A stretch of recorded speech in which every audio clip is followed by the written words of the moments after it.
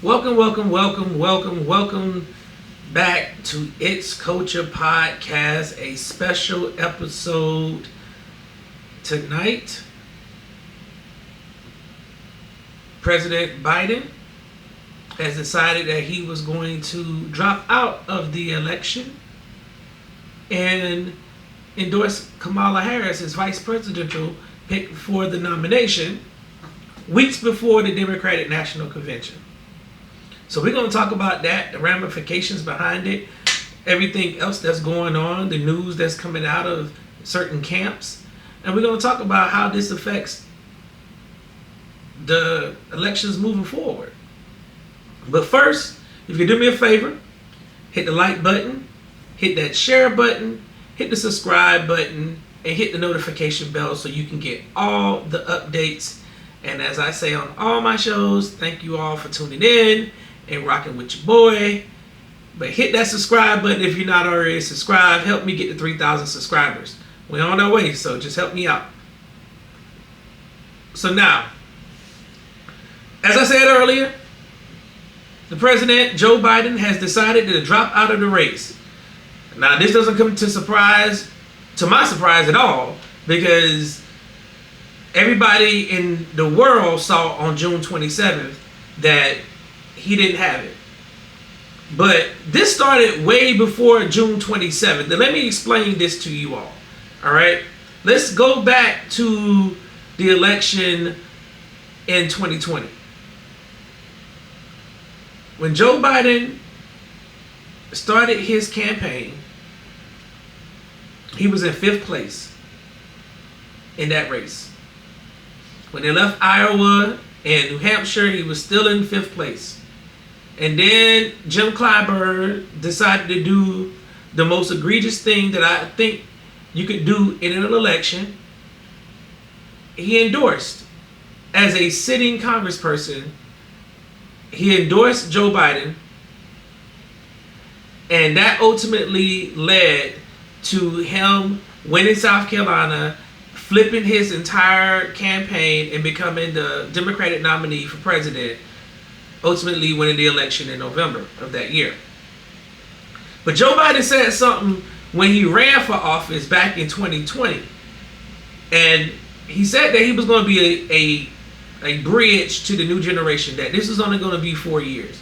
And then somewhere along the lines, he decided last year that he was going to put his name back in and rerun. And the DNC, they brought this all on themselves because they knew then that Joe cognitive skills were starting to deteriorate. They knew this.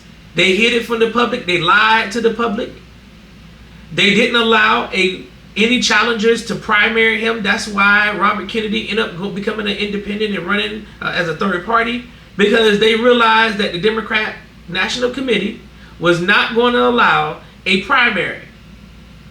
Why? Because at that point, if they would have allowed a primary, people would have really saw what they had been hiding. That was the reason why Joe Biden wasn't doing any type of media press. That's the reason why you don't really see him out like doing any type of rallies. But he's been on the trail. They say he was fit 3 weeks ago. He's in the best shape ever.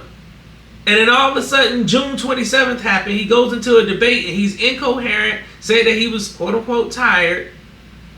And all hell breaks loose. And then all of a sudden, here comes all the calls for him to step down and move aside and all this stuff.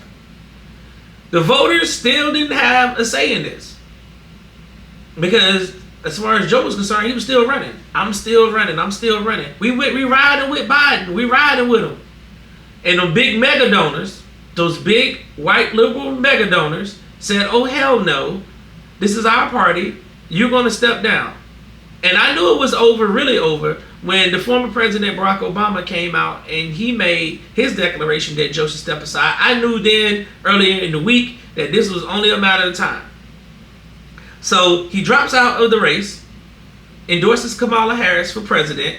Mind you, Democratic voters didn't vote for her to be the president.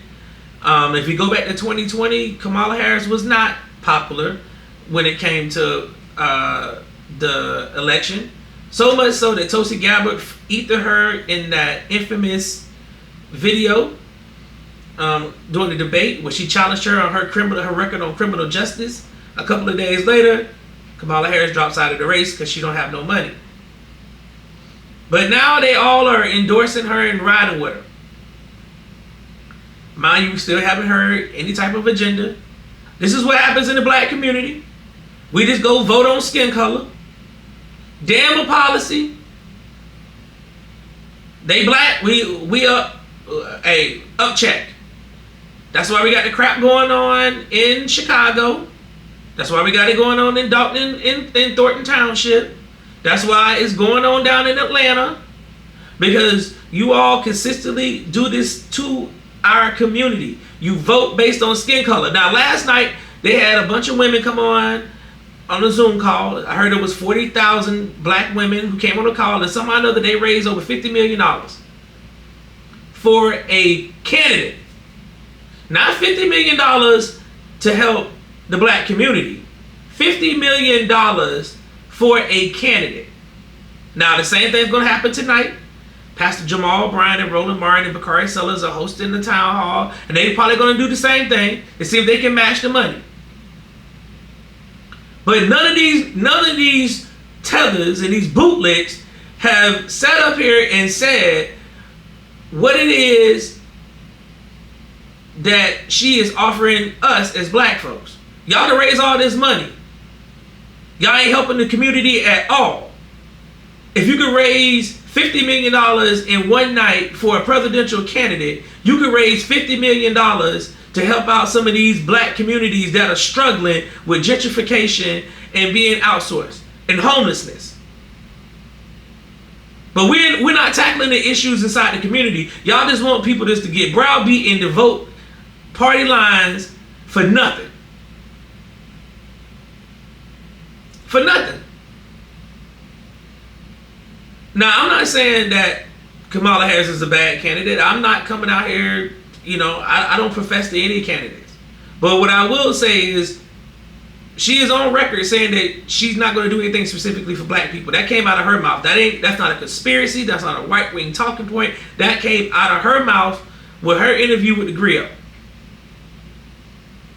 We haven't seen a platform. We haven't heard anything. The only tweets I have seen from her so far is when she talks about she locked up sex offenders. She did this. She did that. These are all the things that Trump did. We're gonna fix that. Where's the transformative agenda for black folks? How are you gonna stop this zero wealth by 2030? That all these economists are predicting for the black community as a whole? We haven't heard nothing. But all I hear is, hey, it's time to start stomping for Kamala. Let's get out here and stomp the grounds. Make sure she get elected because she's a black woman. Y'all ain't tired of Crayola politics yet. Y'all haven't seen that has been our demise. Now, I'm not endorsing Trump either. I think he's a horrible candidate just as soon. But this duopoly that we live in, this two-party system, has failed us. It's not just failing black people, it's failing every single social demographic in this country. They have just shown you all that if they don't want a candidate, even if the voters vote for it, you don't matter in the grand scheme of things when it comes to the party as a whole. They will replace a candidate and put somebody in office if they want to, and it ain't a damn thing that none of us can do about it. We can come on YouTube like I am right now and complain and whine, but that's about it. This is what our country has come to. This is what our country has come to. This is what these political parties are showing us in real time, that big mega elite donors trump, no pun intended, the voters and our right to fair elections and our right to nominate candidates based on what we believe. Party donors, mega donors, are showing you all that they actually own the party. And they're going to pick their candidate, and there ain't nothing you can say, there ain't nothing you can do about it. It's almost as if these elections are rigged. Where we heard that from? We're in a mess right now as a country. The corporate press can't be trusted. You had people on TV, on CNN and MSNBC saying that the man was in his most cognitive state. They had politicians coming on camera saying that, hey, this is what's going on. And all of a sudden, within a span of 12 hours, he drops out the race, and everybody else, now all of a sudden, they own the Harris bandwagon. And it makes you question, like, what the hell was going on with Joe? Why are our politicians lying to us about these people? All these elders need to step aside. They have ruined our country. And they continue to ruin it because they're making policies and laws that are going to affect us down the road, and they're not even going to be around to even see the effects of them. We should push back on this idea that a candidate should just get the nod without having a primary to determine their fitness. And it's 4 months from the election. It's 4 months to the election. And all of a sudden now we're supposed to just, turn the other cheek. This is what we're doing. Hey, get in line. Get in line. They can raise money all in one day. Can't help the poor black people. Can't get our brothers and sisters who are homeless off the streets. Can't put no money into helping with the schools. Making sure that our kids have AC and heat. Making sure that the pipe's not rupturing. We can't do none of that stuff. But we can come together, raise $50 million in one night for a candidate to show white liberals that we got money too. But we can't do anything to get these candidates to endorse reparations. We can't do anything to get these candidates to get the George Floyd Policing Act signed into law. We can't do anything to make sure that protections that are afforded to us by the Civil Rights Act are not in jeopardy. We can't do anything about making sure that we have facilities so our black women are not experiencing mortality rates in the hospitals. Can't raise no money to start our own clinics. Can't raise no money to stop our kids, our young black babies from being hungry. Can't come together and create a community laundromat that's free for our community so they can wash their clothes if they don't have it. Can't come together for none of that stuff. Can't come together to make sure our community centers are decent and in working order so our kids have places to go that's outside of being on the streets. Can't come together for none of that. We can come together to raise money for a candidate though.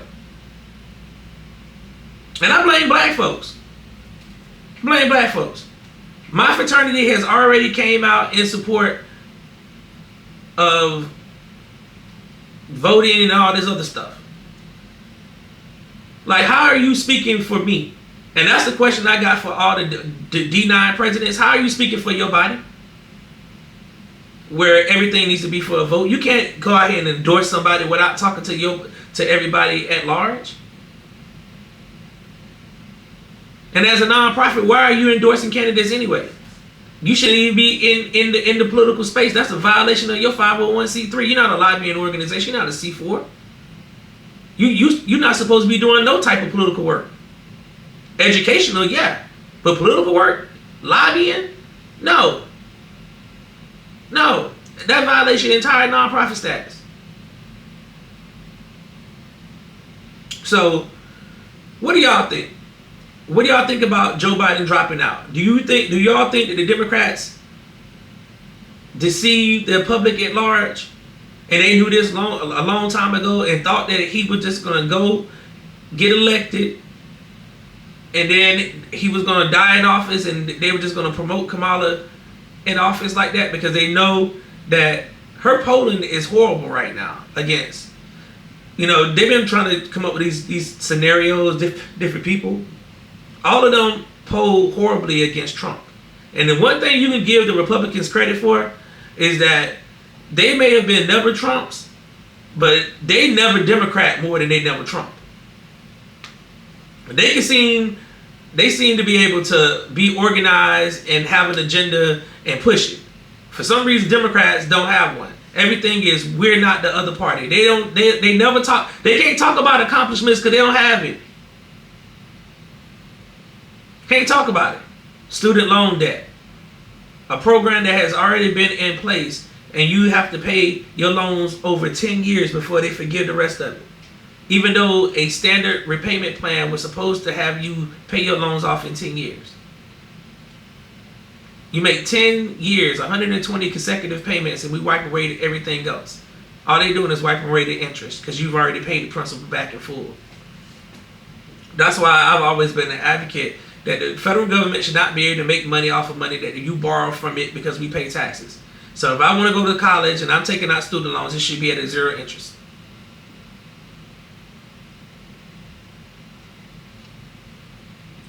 Because you have people that have been paying their loans for 20 plus years. Now, I got my loans forgiven. But it wasn't because of anything that Joe Biden did. It's because I served in the United States Navy, and that was part of my initial contract was to have my loans repaid. And I declined the GI Bill in order to get my loans repaid. So, let's talk about it in the comments. Let me know what y'all think, man. This is crazy, but we're going to keep following what goes on. I'm telling you, tonight they're having another meeting. They're going to be trying to raise money as well. And if we see $100 million come out of this in 2 days, I'm really going to start questioning what we doing as black people. Because it's some folks around here that have been saying that they for black folks, and they really are not. It's all about power and placating. They're not about trying to change our community. They're not trying to change anything if they can do this all in one night. Think about what $100 million can do in some of these communities that are struggling. What could a $100 million investment do on the south side of Chicago right now? Just think about that. But that's all I got for tonight. All right, Culture Nation, let's keep it coaching.